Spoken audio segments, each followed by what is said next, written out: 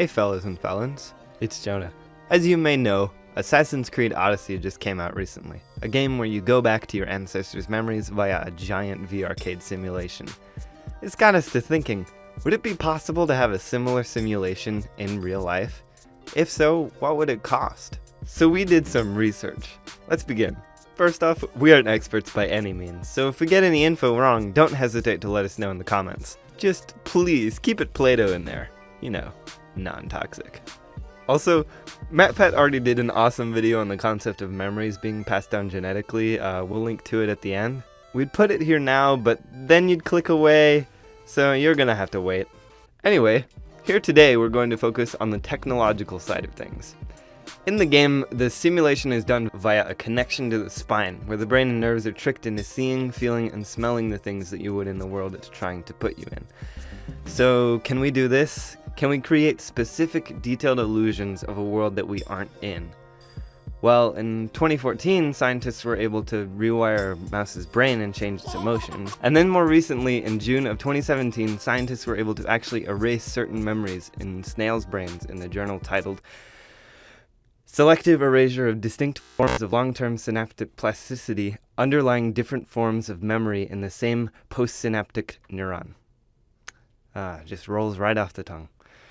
While these feats are certainly pretty cool, I guess, they're not anywhere near putting physical sensations in real time into your brain. In the game, a giant robotic arm moves your body to simulate gravity. Initially, I thought that if you could just tap into the brain, you could mimic the effects of gravity neurally and wouldn't need such a device, which is actually what happens in later games, apparently. The older games allude to the arm, and the abysmal Assassin's Creed movie shows it. We already have established that we don't have the technology to simulate the feeling and effects of gravity, so we'd have to have some sort of harnessing system. The biggest robotic arm I could find for purchase online was around $50,000, but that's less than 1/4 the size you would need. You would have to have one custom made, and that makes it a lot more expensive. A conservative estimate for the price would be $250,000. So, is this all possible? Given the technology for both the neural system and the arm, theoretically yes, but not yet. The arm isn't a problem really, it's the tech in the arm. One day we may be able to manipulate the nervous system and the brain this way, but here in the early 21st century, we still aren't able to send people back to the 4th. But like the Mythbusters, replicate the circumstances and duplicate the results. The myth is busted, but how close can we actually get? The best we could do would be something more similar to our current VR systems. So we're basically just looking at some completely realistic full immersion VR right now. The human eye is estimated to see over 1,000 frames per second, however studies show that we can't tell any difference above 200, which currently is easily achievable. Human eyes also see at resolutions around 576 megapixels. For reference, 1080p is 2 megapixels and 4K is a little less than 9. So our eyes basically see 64 times a 4K resolution in each eye. But our eyes don't process all of this information in detail. So we could use foveated rendering, which is using eye tracking to render at a lower resolution in your peripherals. In the case of foveated rendering, the more important numbers we're looking at is pixel density, how tightly packed together the pixels are. The US Air Force estimated that pixel density needed to simulate real vision would likely be over 10,000 pixels per inch. However, we don't always need that kind of fine-grained vision, so we could just take some liberties here. The most pixel-dense display in the consumer market right now is Samsung's new VR display, which only has a pixel density of 850 pixels per inch. So currently that's the best we can get. We could have a fairly good VR display so long as foveated rendering can be perfected or made close enough to be believable. When it comes to the giant robot arm, we probably wouldn't need something so large. The company Axon is currently developing a VR exosuit that can simulate movement and gravity through suspension. The cost of this hasn't been released yet, but it could be around $3,000 to $5,000 based on the price of other haptic VR suits and some rough estimation. Now, running all of this tech would require a really beefy computer. Such a task would be difficult with current systems. The resolutions and frame rate required while also achieving the realism in-game rendering is impossible with current GPUs.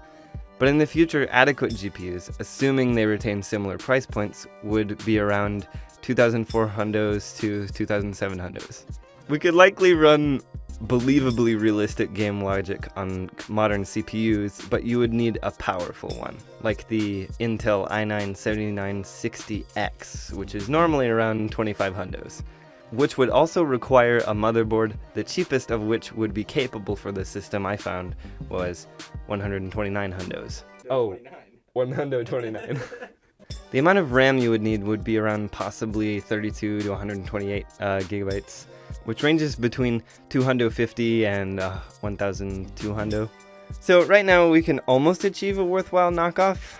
However, if we started production now and give it 5 to 10 year production deadline, we could have a really close life simulation ready to roll out. Until we hit this final point, when you grab a cup in real life, your hand doesn't pass through it, the cup resists your hand. Theoretically, in a simulation that is controlling your brain, you would feel the resistance and stop automatically. However, with a system that can't tap into your mind, you would need an outside force to stop your hand and provide resistance. These types of technologies exist in early stages, but are extremely expensive. You know, expensive and experimental. To fully build a working contraption that would detect and replicate resistance of virtual objects and forces, fists, swords, water, wind, well, the research and development team would need some serious funding. Haptex is a company... You're right. Haptex is a company making a glove that works similarly, just having debuted on October 3rd, 2018. Their system uses metal bands to provide the resistance for the hands. Assuming you would need bands like this with motors and sensors for each of your limbs, this would reach far into the undeveloped and expensive areas of technology. In 5 to 10 years, we may be looking at early versions as something that could do what we need. But right now it's just a dream. A fun dream, but it's just a dream. I suppose the best we can do is grab a controller and experience the simulation vicariously through Assassin's Creed Odyssey. Now out on all platforms. Not a sponsor. Not yet. Maybe. Please Ubisoft. Wow, you made it to the end. I am eternally and temporarily grateful. If you liked this video, please like it. And if you loved it, subscribe. And if you love me, our writers and researchers, please consider doing both of these things and hitting the bell. This video was way more in depth than some of our other stuff, but it was really fun. If you want to see some more video like this, let us know. And remember, keep being the way you are. Unless you suck. But hey, that's just a theory. Again.